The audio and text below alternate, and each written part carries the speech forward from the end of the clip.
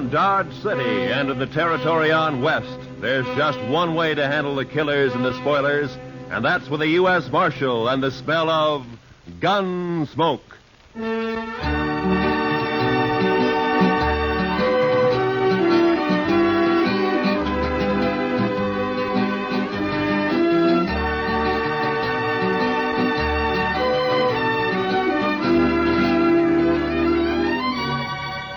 Gunsmoke, starring William Conrad.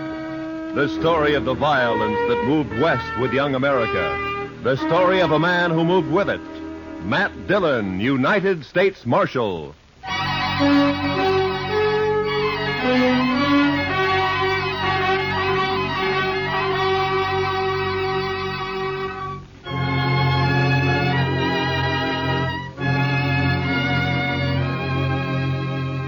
It was over 100 miles back to Dodge, but I figured I could make it easy in a day and a half.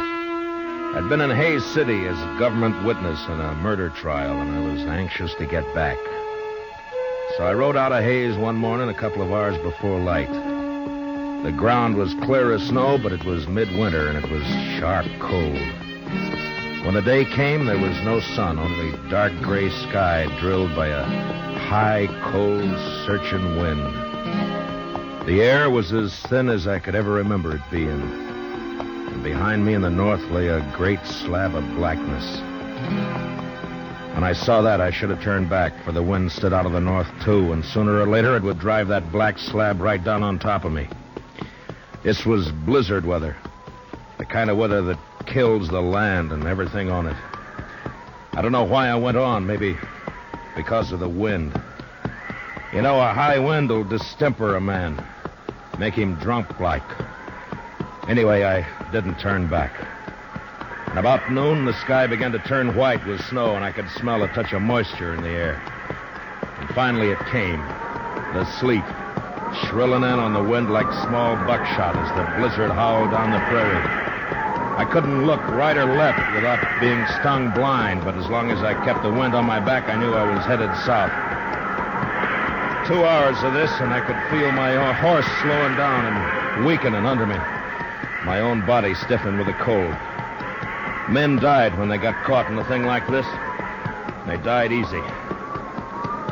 Another hour passed, and my horse was carrying his head close to the ground. I figured he'd stumble soon, so I kicked my feet out of the stirrups and braced myself against the horn. By now, the wind had really gotten into me.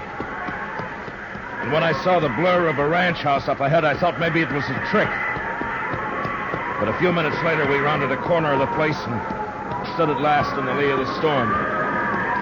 I slid down and got up to the door and pounded on it. And I waited. Then I pounded again. Then the door came open, and the figure stood in the light. Who are you? Bring him in, Alvy. Any man out in that weather's been made harmless. Get inside. Out of the way, Alvy, you fool. All right, stranger, hands in the air. High. That's better. Unload him, Alvy.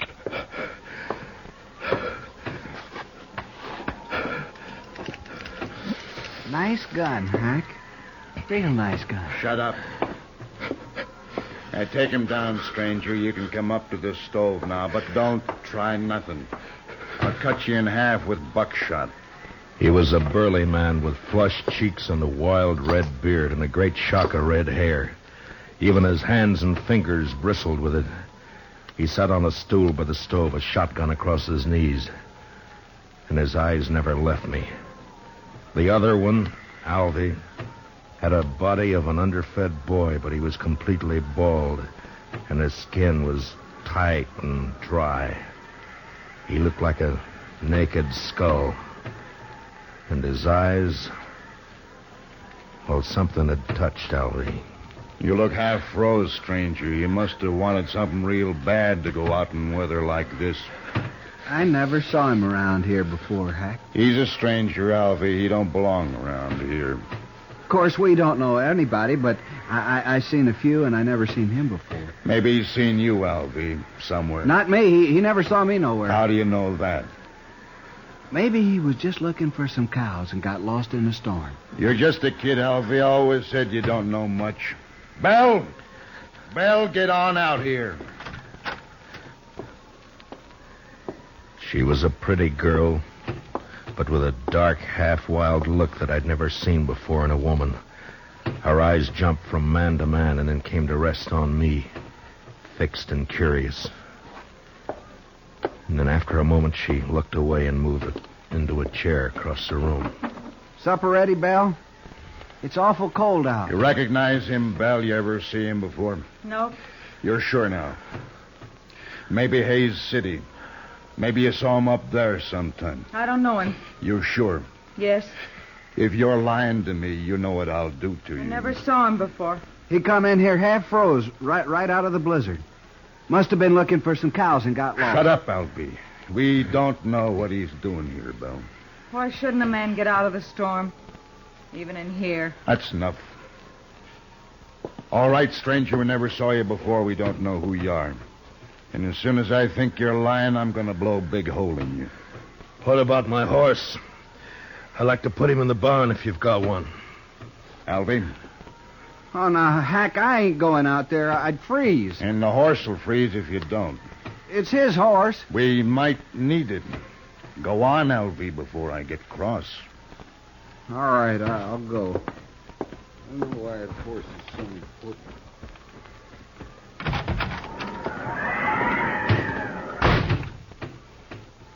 Alvy's a good boy. He'll put your horse up. Thank you. Supper's about ready. Leave it. I want to talk to our friend here first. Maybe we won't have to feed him. Potatoes will get mealy. They better not, that's all. I'm right curious about you, mister. I've noticed that. I'll blow your guts all over the wall. You make fun of me. Don't get me mad, mister. I got the shotgun. The meat'll be boiled to shreds if we don't eat soon.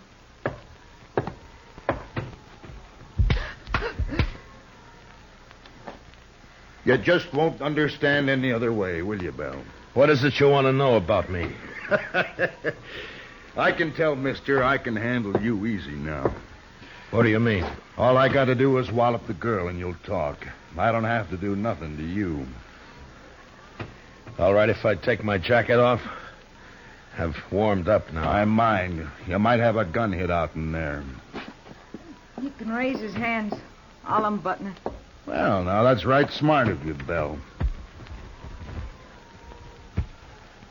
Oh, I'll hide it. No, leave it be. Belle. Come over here, Belle. Drop the jacket, Belle. Now hold out your other hand. Now open it, Belle. Open your hand. That's real bad what you did, Belle. Real bad. You know what I'm going to do? I'm going to put you outside for a spell out in the weather. After supper, after you've cleaned up supper, you can be thinking about it till then.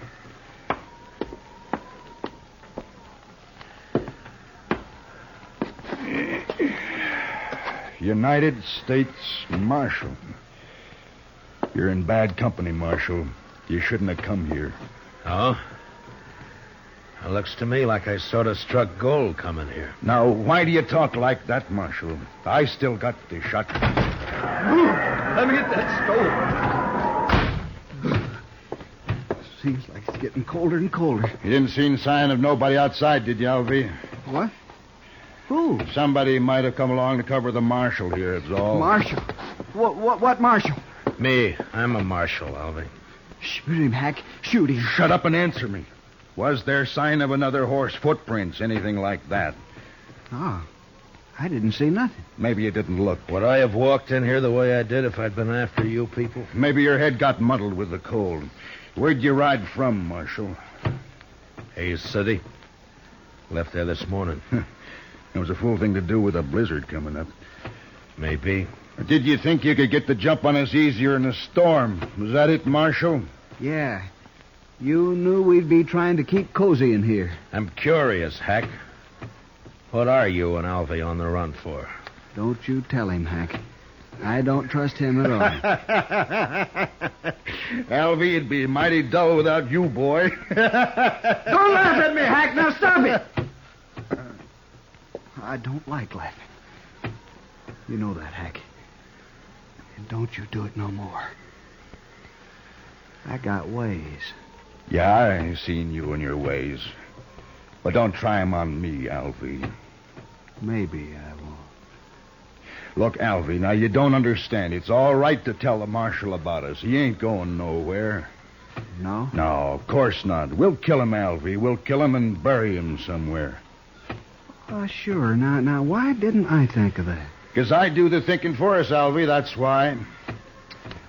Now, what was it you like to know, Marshal? Stop playing games, Hack. Me and Alvy are wanted for murder. Up in Cheyenne, Wyoming. Seems a mite unfair, though. We didn't aim to kill nobody. It just happened that way. We was robbing a bank. Yeah, and a couple of the people there wouldn't do what we told them, so Alvy used his knife on one, but it just made the man holler. You could hear him all over town. And we had to shoot our way out after that. Must have killed 3 or 4 people. I know I killed 2. Worst of it was, Marshal, all we wanted just then was some money. We didn't care about killing anybody. But you know how it is, Marshal, when you're robbing a bank and all. Yeah, sure. Now, I don't suppose you do it that. Anyway, we're wanted for murder, and we didn't even get any money. Nary a dollar. So we rode out here and lighted for a spell. I see. What about Belle?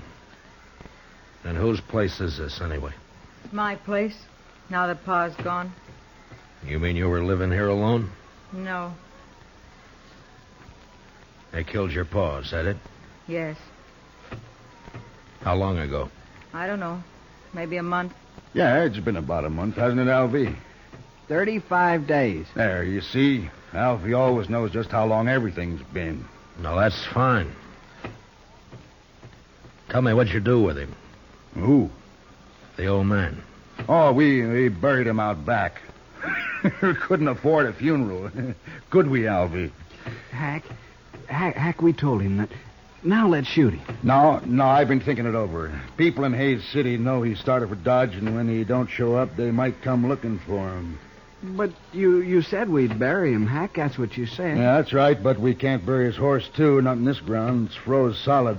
And if we turn the horse loose and they find it and can't find the marshal's body, then they'll suspect something. You're pretty smart, Hack.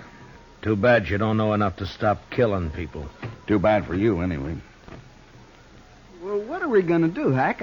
I'm getting hungry. That supper won't be fit to eat. Shut up! One more word out of you, Bella, and I'll whoop you good. Come on, Hack. I'm really hungry. No, listen to me, Alvy. Now, my idea is to knock the marshal on the head and throw him outside to freeze. Now, he'll keep real good that way. And when the storm breaks, we can carry him off 20 miles or so and dump him on the ground. Look like he got throwed and hit his head and froze. Oh, that's fine, Hack. That's just fine. Then we'll break his horse's leg, make it easier for them to find him. You just don't care about anything, do you, Hack? Just me. Sometimes, Alvy. Sure. Me and Hack are friends, ain't we, Hack? Of course, if it don't go on snowing, we'll have to think of something else. Can't leave tracks for them to follow back there. Oh, Hack, ain't we going to kill him now? Well, sure we are, Alvy. I didn't mean that. Let me hit him, huh? You keep the gun on him, and I'll get up behind and hit him. There was a branding iron around here somewhere. I'll hit him with that. Hack, you've sunk pretty far, but I'm sort of wondering just how far. What do you mean? I'm wondering if you're low enough to kill a man before he's been fed. Here it is, Hack. Here, see? I found it. Leave it be, Alvy. We're going to eat first.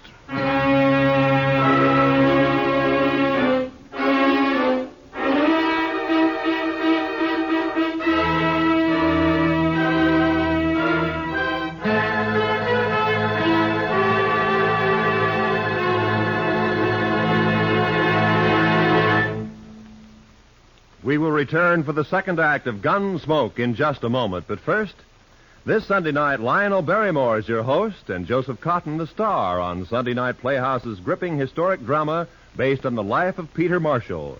Hear how a Scottish immigrant lad rose to the position of chaplain of the United States Senate. A story you'll agree is far more fascinating than fiction. Remember, it's tomorrow night when Lionel Barrymore introduces another Sunday Night Playhouse on most of these same CBS radio stations. Now for the second act of Gunsmoke.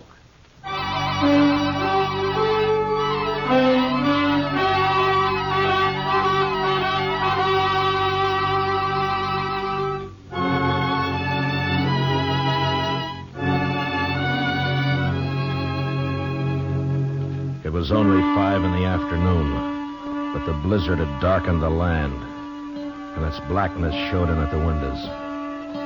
Here and there along the walls of the ranch house, tricklets of snow blew in through the warped timber.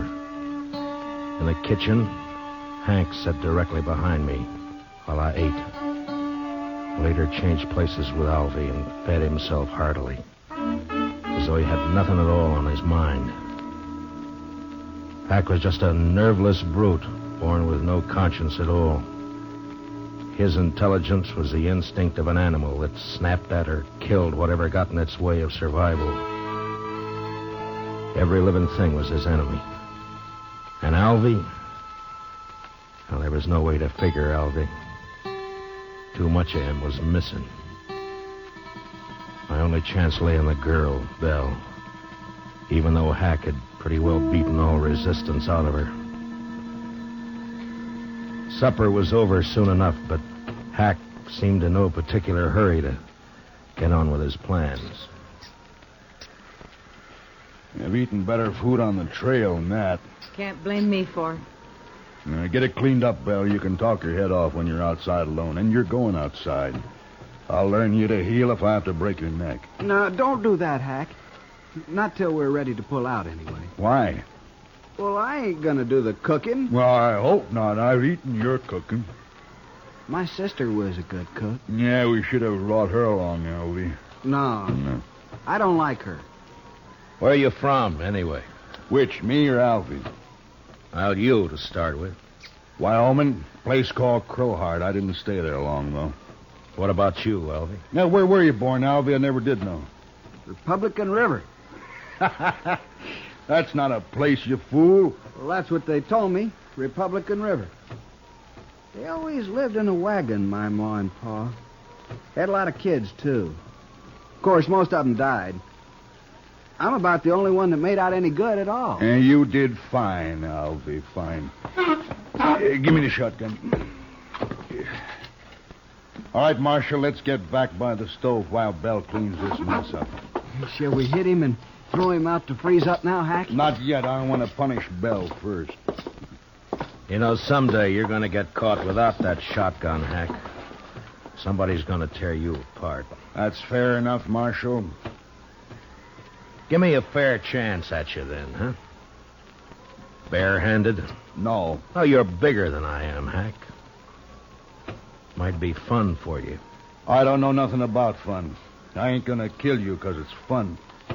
Oh, come on, Hack. I want to go to bed. Belle, come out here.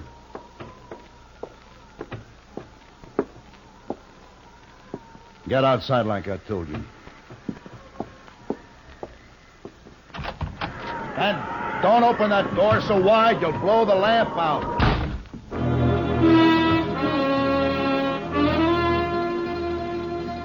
Belle had walked through the room and out the door without a glance at any of us. I figured she'd go down to the barn where she'd be all right for a little while anyway. But I knew I'd have to make a move soon. I sure wasn't going to sit there like a fall hog and let Alvy knock me in the head whenever he got ready. But it didn't take much more sense to try to jump Hack in that shotgun and let him blow me all over the place. It was a beggar's choice, and the more I thought about it, the madder I got. Hack, I'm sleepy. I'm going to hit him and go to bed. You can do what you want after, but I ain't staying up all night. Alvy's got his mind made up, Marshal, I can tell. Just what do you call his mind, Hack? I got ways to fix you, Marshal. Nah, never mind, Alvy. Wrap something around that iron, otherwise it won't look like he hit his head on a rock. What difference it makes? Do what I say, Alvy. All right, Hack. Here, I'll use this curtain. Now, keep your eyes on me, Marshal. Alvy moved around behind me and was getting a good grip on his branding iron. I leaned slightly forward in the chair and was tensed and waiting for the split second when my instinct had told me to jump. And then suddenly the door was flung wide open and the wind roared in, almost lifting the room as it came. The lamp flared and then went out as I plunged sideways from the chair. Did you hit him, Albie? Did you hit him? You bloody fool. Don't you try nothing, Marshal. I got some more shells right here. Don't you move now. I crawled across the room and was out the door before Hack could reload. In the snow outside, I stood up and turned to find Belle waiting by the side of the door, a pitchfork in her hand. I couldn't see her face very well in the dark, but I could tell she was shaking with cold. I reached out and took the fork from her and then flattened myself against the wall and waited. I was afraid it was you he shot. That was a smart trick, Belle, throwing the door open that way. He shot Alvy, didn't he?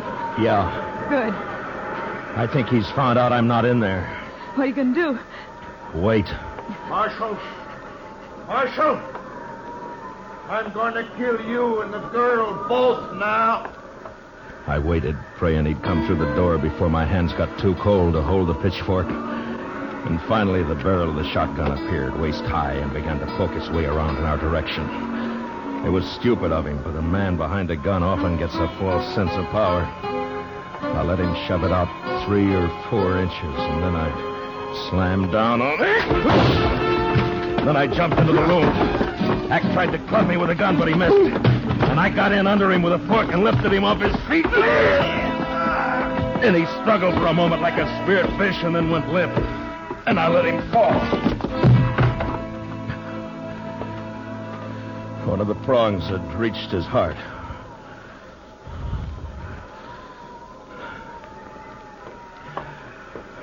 Did you get him, Marshal? Is he dead? Yeah. Light the lamp.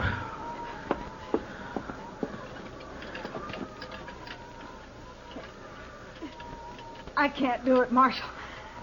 My fingers are too stiff. Here, I'll do it.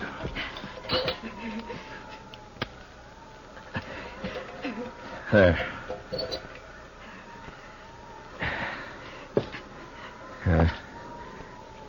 Quite a mess in here. Why don't you wait in the kitchen, Belle? I'm all right, Marshal. But I can't help you much till I get warmed up some. Well, then, you stay by the stove, huh? I'll lug these people outside. Thank you, Marshal.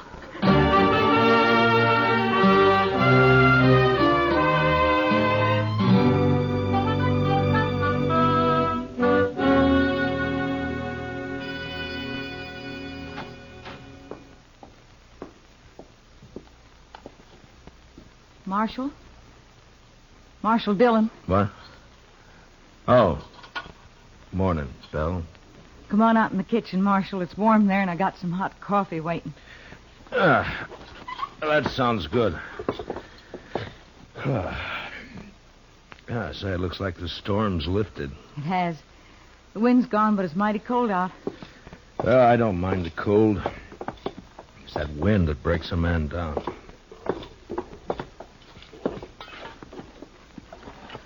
There. Get some of that in you.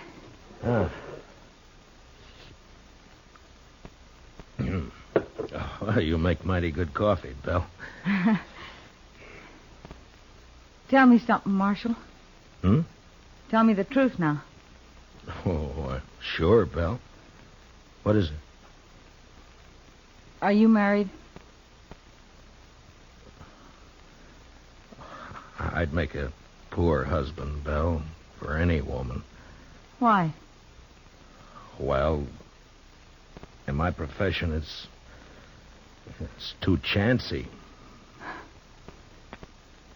Thank you, Marshal. Thanks for putting it that way. Now, Belle, I didn't mean... Forget it.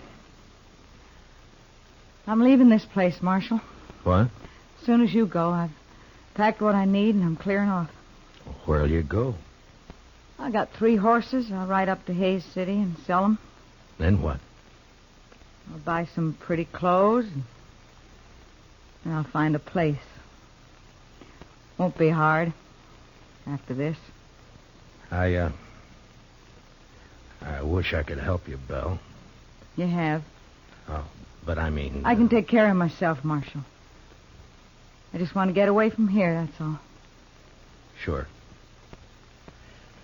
I'll stop at the nearest ranch and tell the men to come over here and take care of Hack and Alfie as soon as it warms up. Whatever you like, Marshal. Well, goodbye, Belle. Goodbye, Marshal. Look me up in Hayes City next time you're there. Sure. Sure I will. But, Belle, don't let all this make you bitter. There are a lot of good men in the world. So they say. So long, Marshal.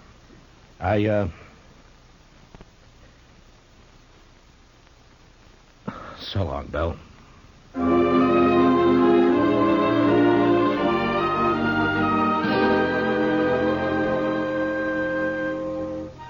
A few minutes later, I'd saddled up and was on the trail to Dodge. The sky was low and a slate gray all over, but there was no wind. The blizzard had gone, leaving the land still and white and bitter cold. There wasn't a sign of life anywhere. It was like riding through a vast tomb. I found myself feeling like a trespasser, as though something had gone wrong. And I wasn't supposed to be there at all.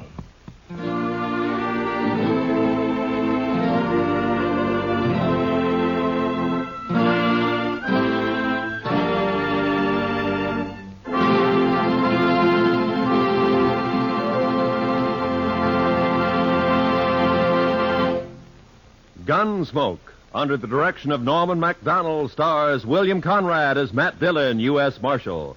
Tonight's story was specially written for Gunsmoke by John Meston, with music composed and conducted by Rex Corey. Featured in the cast were John Daner as Hack, Harry Bartell as Alvy, and Vivi Janis as Belle. Gunsmoke is heard by our troops overseas through the facilities of the Armed Forces Radio Service. Join us again next week as Matt Dillon, U.S. Marshal, fights to bring law and order out of the wild violence of the West in Gunsmoke.